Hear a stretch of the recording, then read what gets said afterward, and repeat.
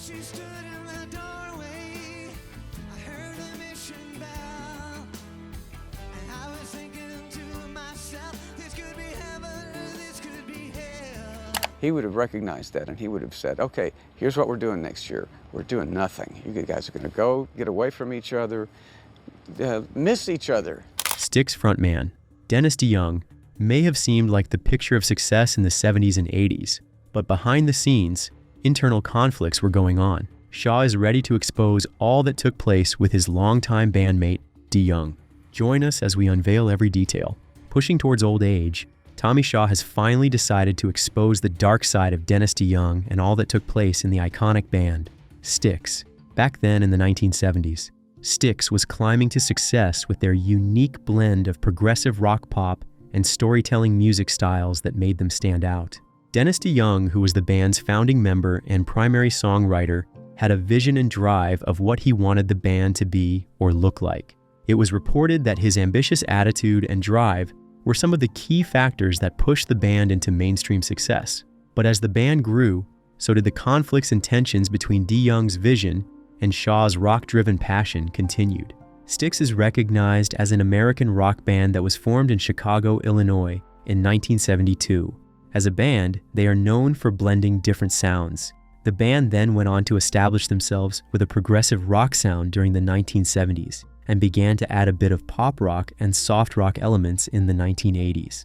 The original lineup of the band comprised Dennis DeYoung, James Young, John Kurolewski, and the brothers Chuck and John Panozzo. Dennis DeYoung was born on the 18th of February, 1947. He is recognized globally as an American singer, songwriter, and keyboardist. He also served as the band's primary lead vocalist and keyboardist from the period 1972 until 1999.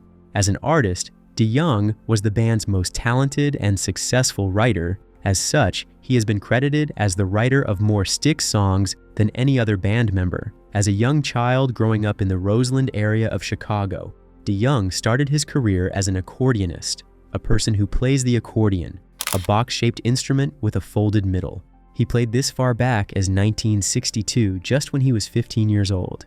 This was the time when he teamed up with his 13-year-old neighbors, Chuck and John Panozzo, in a group that was initially called the Trade Winds. Following the formation of their group, the boys decided to add guitarist Tom Nardini in 1964 and renamed the band There Were Four, mostly referred to as TW4. By the break of 1968, guitarist Nardini was replaced by John Kurolewski, and it wasn't long after that, by 1970, when DeYoung went ahead to hire James Young to become the second guitarist in TW4.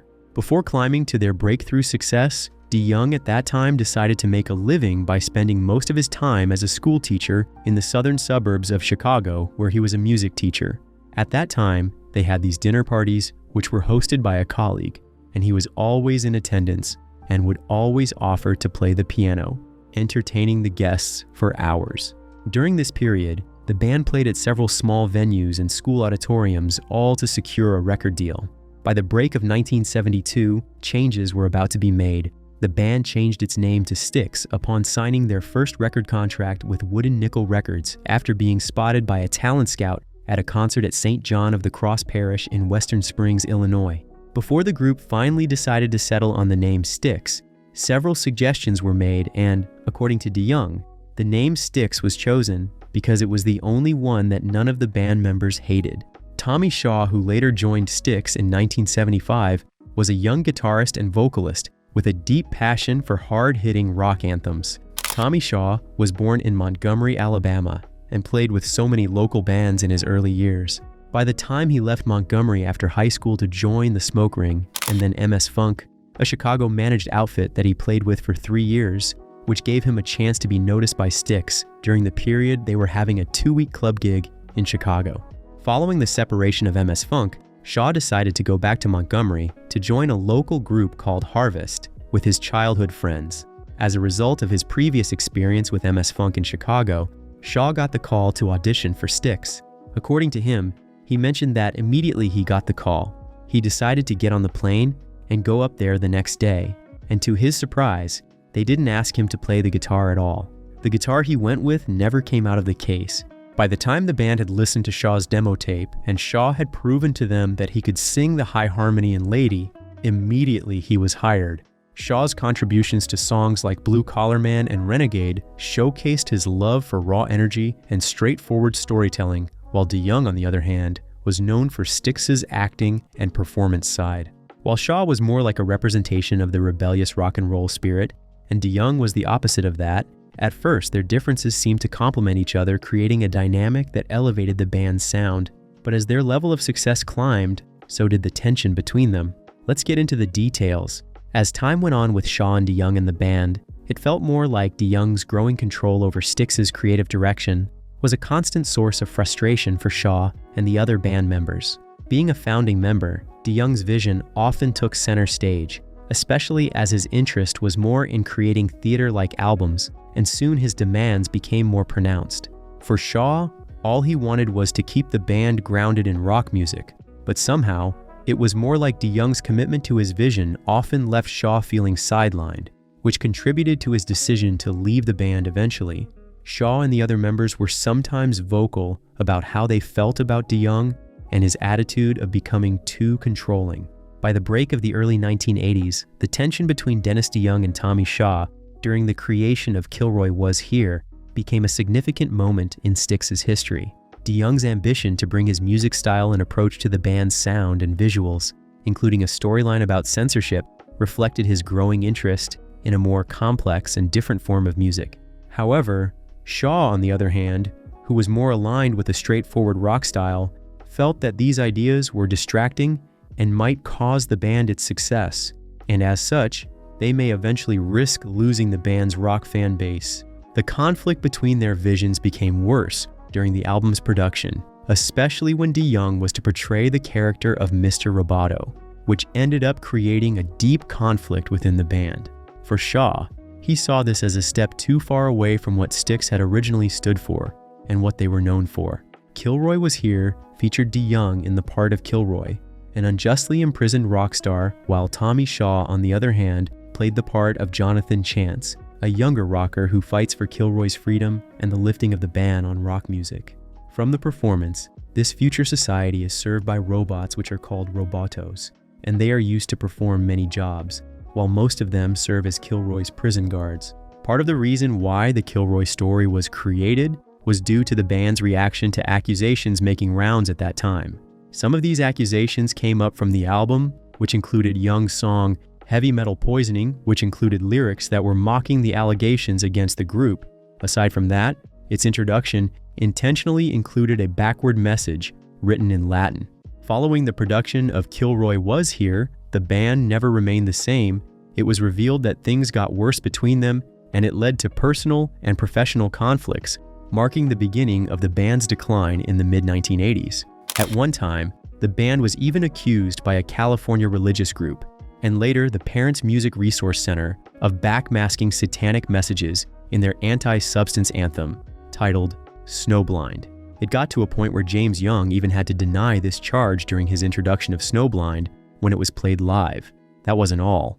Dennis DeYoung also denied the accusation as well, jokingly stating that they had enough trouble to make the music sound right. It was also revealed that the tension in the band's rehearsals and meetings only got worse and turned from being mere creative differences to full-blown conflicts.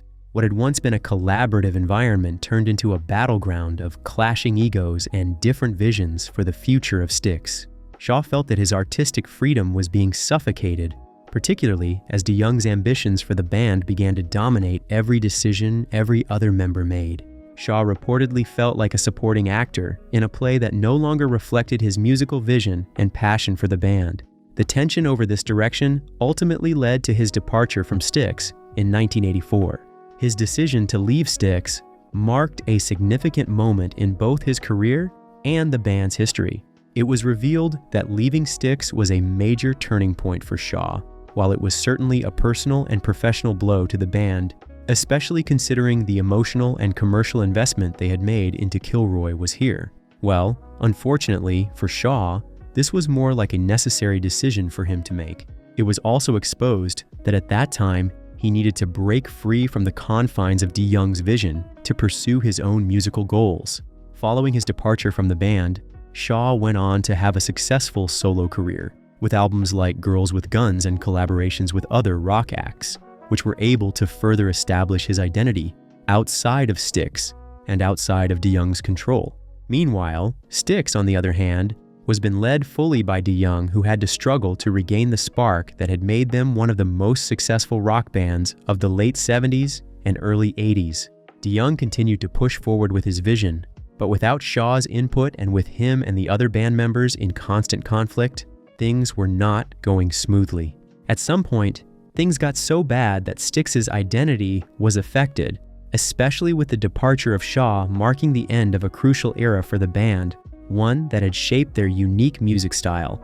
Shaw wasn't the only member to clash with DeYoung during this phase. His intense drive to be in charge of the band's creative direction often put him at odds with others, and one such person is James Young. It was revealed that James, who was the band's co-guitarist and a champion of their harder rock sound, also had his share of struggles with DeYoung. To him, DeYoung's dominance was both inspiring and troubling. While he respected DeYoung's talents, he also resented how his ambitions often stood in the way of what others wanted and what the band stood for. By the break of the early 90s, when Styx reunited, the tensions between Shaw and DeYoung persisted.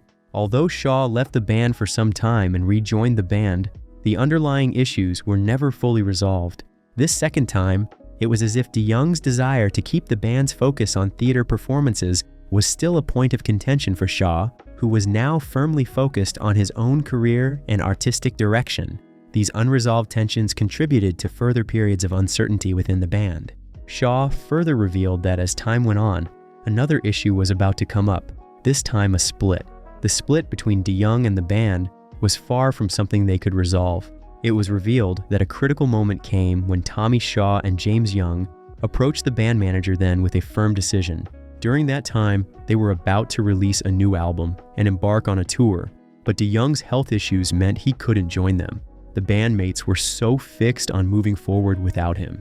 At that point, the manager then mentioned that if they decided to do this, it could work or it might not work, but either way, there would be no going back and no one was going to do their music without DeYoung for 6 months and then turn around and go back to DeYoung.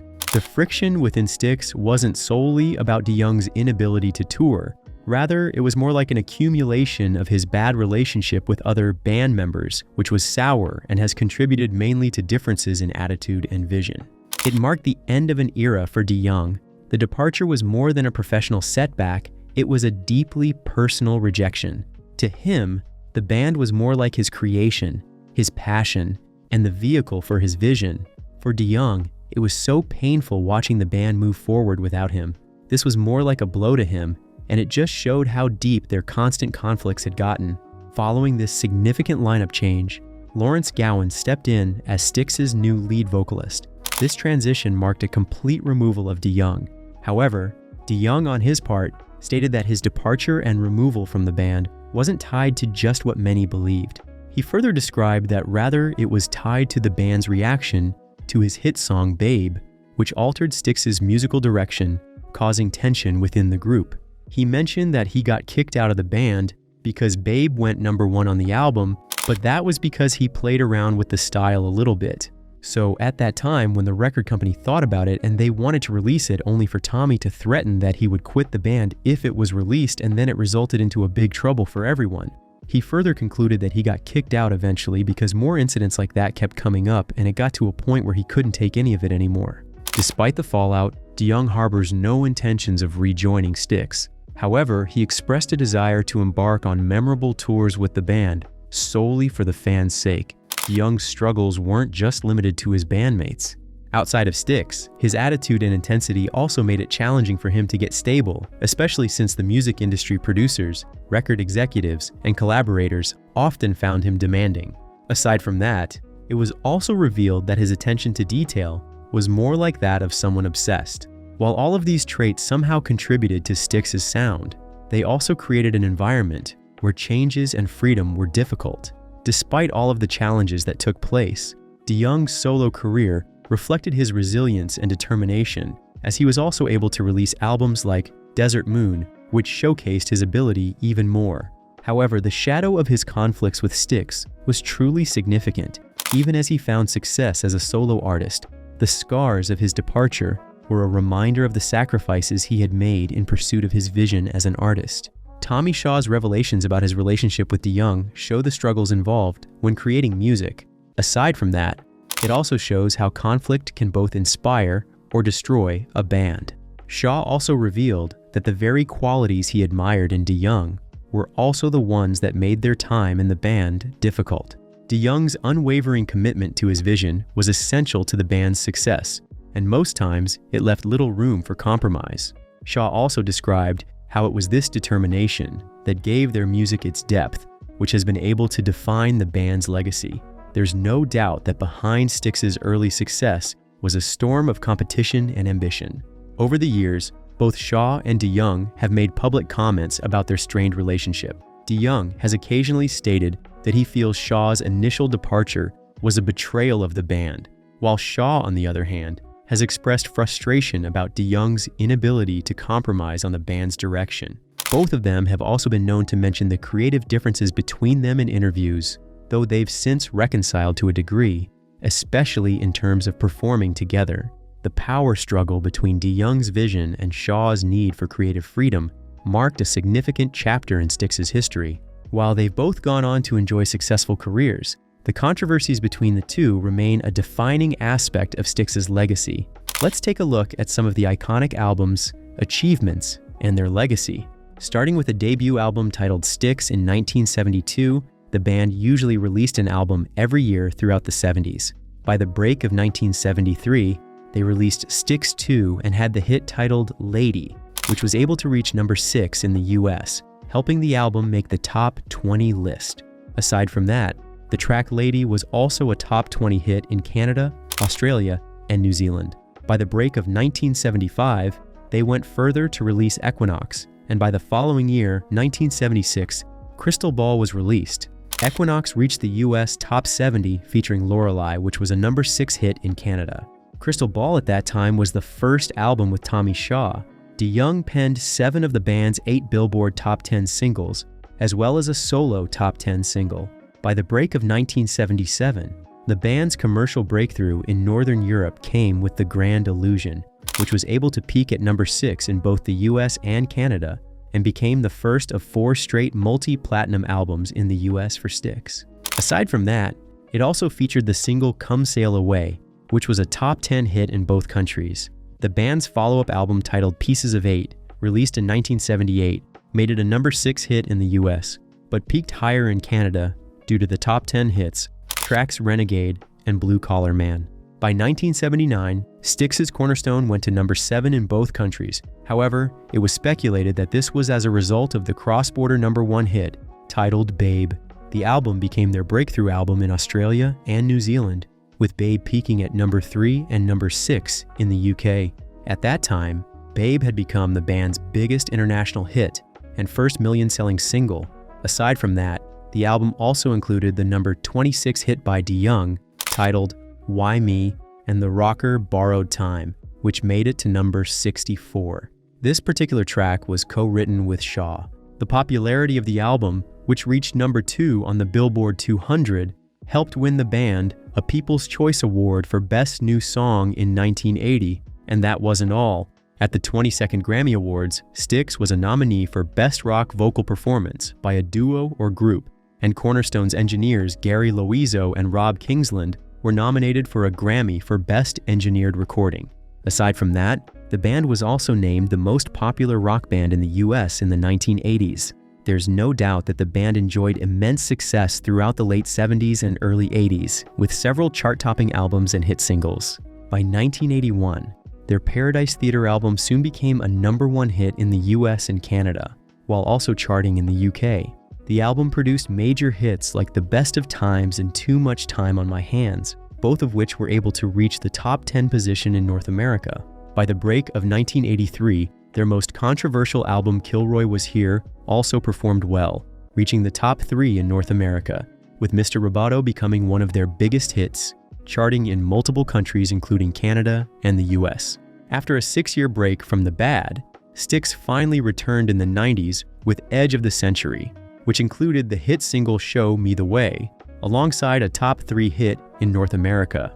Styx's legacy as a band includes 8 top 10 hits on the US Billboard Hot 100 and 16 top 40 singles, with the iconic founding member Dennis DeYoung writing and singing 7 of their 8 top 10 hits. There's no Styx band without their breakthrough, which came with the Grand Illusion album, which was released in 1977 and was able to earn triple platinum and produce the hit Come Sail Away. Styx sold over 20 million records from their peak period of 1975 to 1984. By the break of 2005, they released an album of cover tunes, Big Bang Theory, which reached the Billboard Top 50 on the album charts and was able to become their highest charting album since 1990. On the 5th of June 2002, Styx was inducted into the Illinois Rock and Roll Museum Hall of Fame. That same night, Dennis DeYoung was additionally inducted as a songwriter. Styx's legacy is defined by their unique blend of rock, and they were able to achieve massive commercial success, especially in the late 70s and early 80s. Their ability to add storytelling and stage performances to their music was one thing that set them apart from many other bands of the era, influencing future acts in rock and beyond. However, their legacy is also marked by creative tension, particularly between Dennis DeYoung and Tommy Shaw.